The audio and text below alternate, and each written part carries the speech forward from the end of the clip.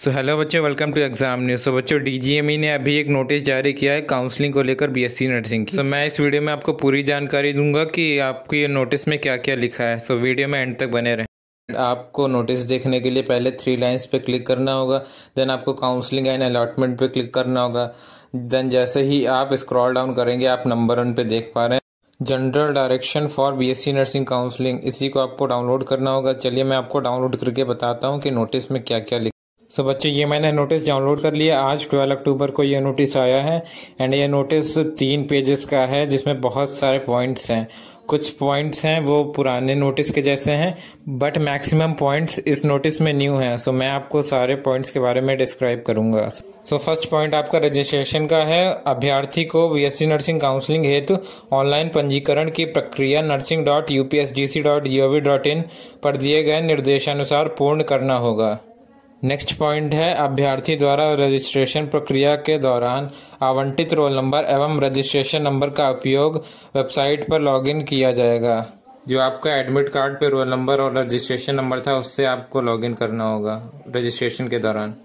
Next point है, अभ्यर्थी द्वारा काउंसलिंग में सम्मिलित होने के लिए ऑनलाइन माध्यम से पंजीकरण शुल्क 500 रुपया एवं सिक्योरिटी मनी 5000 रुपये जमा करने आवश्यक होंगे। धरोहर राशि जमा न किए जाने की दशा में अभ्यर्थी चॉइस लॉक के लिए अर्ह नहीं है। मतलब आप तब तक चॉइस फिलिंग नहीं कर सकते जब तक आपने सिक्योरिटी मनी ना सबमिट की हो। नेक्स्ट पॉइंट है, वेबसाइट पर ऑनलाइन वरीयता क्रम के विकल्प भरने के पश्चात ऑनलाइन चॉइस लॉक करना अनिवार्य है। चॉइस लॉक करने के पश्चात चॉइस का प्रिंट किया जा सकता है। मतलब जो आपने चॉइस फिलिंग की है उसका आप प्रिंट आउट करवा सकते हैं चॉइस लॉकिंग के बाद। नेक्स्ट पॉइंट है, यदि अभ्यर्थी द्वारा प्रथम चक्र की काउंसलिंग पश्चात आवंटित संस्था में प्रवेश नहीं लिया जाता है तो जमा सिक्योरिटी मनी जब्त कर ली जाएगी। यदि अभ्यर्थी द्वितीय चक्र की काउंसलिंग में प्रतिभाग करना चाहता है तो उसे पुनः 5000 रुपये सिक्योरिटी मनी जमा करनी होगी। मतलब अगर कोई कॉलेज आपको अलॉट हो जाता है एंड आप उसमें एडमिशन नहीं लेते हैं तो आपका वो 5000 रुपीज़ सबमिट हो जाएगा डीजीएमई के पास एंड आपको वो रिफंड नहीं होगा। एंड सेकेंड राउंड के लिए आपको दोबारा सबमिट करने होंगे वो ₹5000।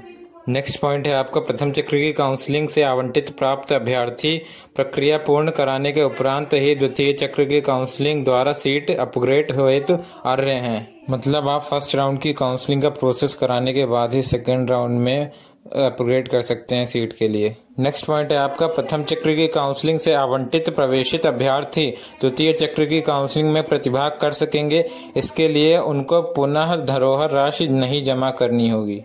मतलब जो बच्चे अपग्रेड करना चाहते हैं अपनी सीट सेकेंड राउंड के लिए, उनको दोबारा सबमिट नहीं करना होगा 5000 रुपीज़।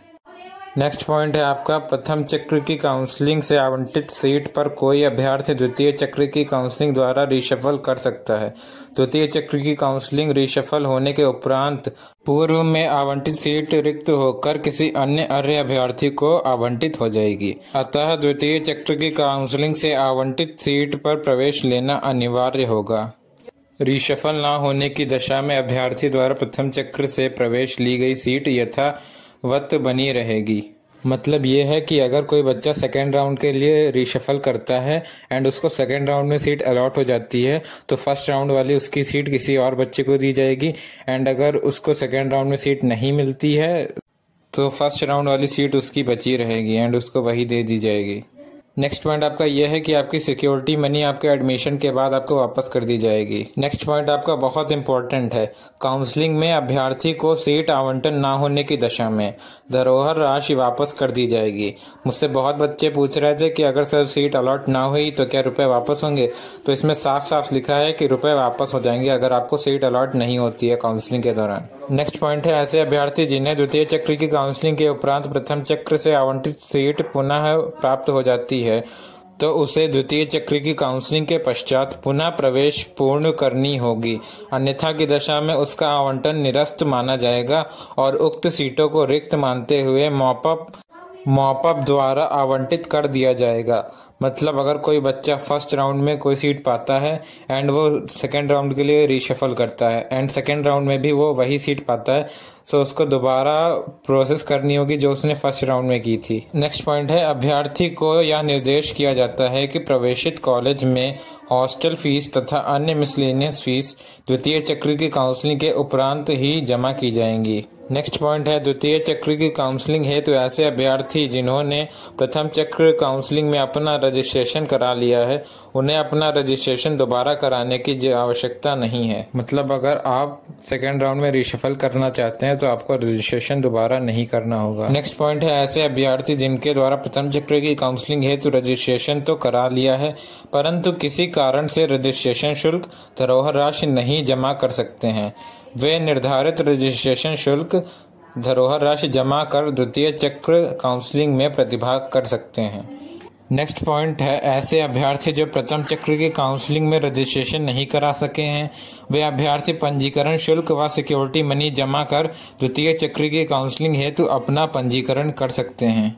नेक्स्ट पॉइंट है आपका, प्रथम चक्र की काउंसलिंग के माध्यम से प्रवेशित ऐसे अभ्यर्थी जिन्हें द्वितीय चक्र की काउंसलिंग के माध्यम से पुनरावंटन हुआ है, उनको पूर्व के कॉलेज से प्रवेश से संबंधित समस्त प्रमाण पत्र तथा शिक्षण शुल्क की रसीद नवीन आवंटित कॉलेज पर प्रस्तुत कर प्रवेश प्रक्रिया पूर्ण करना अनिवार्य होगा। मतलब जैसे आपको फर्स्ट राउंड में कोई कॉलेज मिला एंड आपको सेकेंड राउंड में रिशफल करना है, तो आपको पहले फर्स्ट राउंड वाले कॉलेज में एडमिशन फीस सबमिट करनी होगी एंड देन आपको अगर सेकेंड राउंड वाले कॉलेज में एडमिशन लेना है तो फर्स्ट राउंड के कॉलेज में जो प्रोसेस आपने की थी उसकी सारी रिसिप्ट्स आपको नेक्स्ट कॉलेज में सबमिट करनी होंगी। नेक्स्ट पॉइंट है आपका, आवंटन के पश्चात समस्त प्रवेश प्रक्रिया आवंटन पत्र पर अंकित आवंटित कॉलेज पर पूर्ण की जाएगी।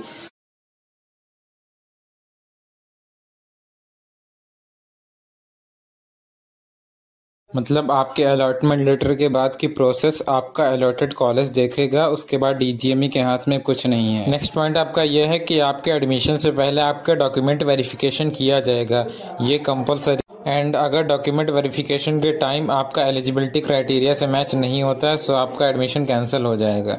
नेक्स्ट पॉइंट आपका यह है कि राजकीय क्षेत्र के नर्सिंग कॉलेज हेतु अभ्यर्थी को उत्तर प्रदेश का मूल निवासी होना अनिवार्य है। निजी क्षेत्र के नर्सिंग कॉलेज हेतु अन्य प्रदेशों के अभ्यर्थी भी अर्ह होंगे। मतलब गवर्नमेंट कॉलेज सिर्फ यूपी के बच्चों को मिलेगा, वही एलिजिबल हैं उसके लिए, बट प्राइवेट के लिए अदर स्टेट के बच्चे भी एलिजिबल हैं।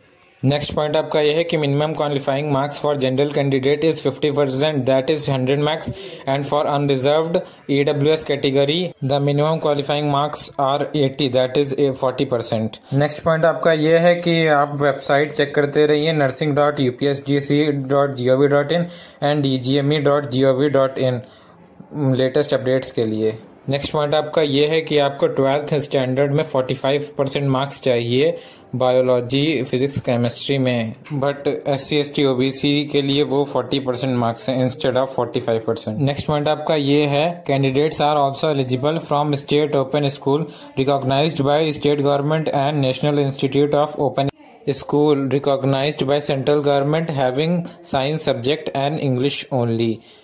मतलब ओपन स्कूलिंग वाले बच्चे भी एलिजिबल हैं। नेक्स्ट पॉइंट आपका ये है कि English is compulsory subject in 10+2 for eligibility for BSc nursing admission. Next point आपका यह है कि colour blind candidates are also eligible provided that colour corrective contact lens and spectacles are worn by such candidate. मतलब जो बच्चे colour blind हैं वो भी एलिजिबल हैं, बट उनको करेक्टिव लेंस पहनने होंगे। नेक्स्ट पॉइंट आपका यह है कि एडमिशन से पहले आपका फिटनेस टेस्ट लिया जाएगा। अगर आप फिटनेस टेस्ट में नहीं एलिजिबल होते हैं तो अगर आपने एग्जाम पास भी कर लिया है तो भी आपका एडमिशन कैंसिल हो जाएगा। नेक्स्ट पॉइंट आपका यह है कि फिजिकली हैंडीकैप्ड वालों को 5% रिजर्वेशन दिया जाएगा एंड कास्ट सर्टिफिकेट आपका यूपी गवर्नमेंट, जो बच्चे सेंट्रल गवर्नमेंट वाला कास्ट सर्टिफिकेट दिखाएंगे वो बच्चे एलिजिबल नहीं माने जाएंगे। लास्ट पॉइंट आपका यह है, in the information furnished by the applicant is found to be incorrect at any stage of admission the applicant candidature and admission to that course shall be cancelled. मतलब अगर आपकी कोई भी इंफॉर्मेशन किसी भी लेवल पे गलत होती है तो आपका एडमिशन कैंसिल भी हो सकता है। सो इन बातों का ध्यान रखिएगा।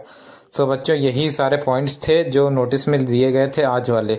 मुझे उम्मीद है कि मैंने आपके वो सारे पॉइंट्स डिस्क्राइब कर दिए होंगे। सो बच्चों अगर आपको वीडियो इन्फॉर्मेटिव लगी है तो वीडियो को लाइक करें एंड ऐसे ही वीडियो के लिए चैनल को सब्सक्राइब भी कर दें। Thank you.